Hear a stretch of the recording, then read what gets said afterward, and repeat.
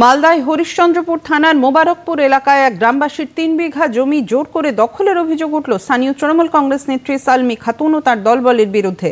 এর প্রতিবাদ করলে এক মহিলাকে বিবস্ত্র করে মারধর করা হয় বলেও অভিযোগ। হরিশ্চন্দ্রপুর থানায় এই বিষয়ে লিখিত অভিযোগ দায়ের করা হলেও পুলিশ এখনো কোনো ব্যবস্থা নেয়নি।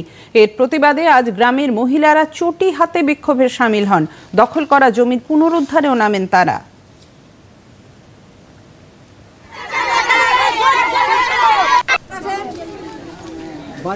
লোকের বাড়িতে ঢুকে লোকের গয়না গুলি টাকা পয়সা সব চুরি করা হয়েছে। সবাইকে আর প্লাস ওতে ওর ভিতরে মুক্তার টুকটার সবাই আছে, মোহরিল টোহরিল, কিন্তু কোনো ব্যবস্থাই হচ্ছে না। ওকে এখনো পুলিশের হাতে দেয়নি কেন? সালমি এখনো এত অত্যাচার করছে।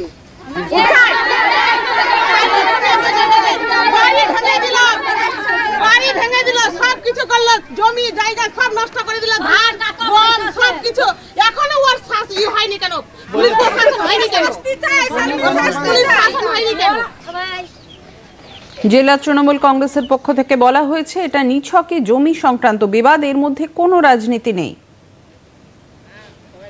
এটা সম্পূর্ণভাবে একটি জমির সংক্রান্ত গণ্ডগোল।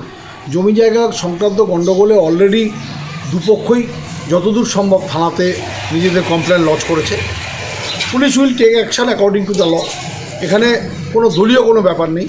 কারণটা হচ্ছে যে জমি জায়গার গণ্ডগোলে কে ঠিক কে ভুল অ্যাকচুয়াল ইনভেস্টিগেশনের পরে ইন্টারোগেট করবে বোথ পার্টিকে ইন্টারোগেট করার পরে কনসার্ন থানা will take action according to the Indian penal code.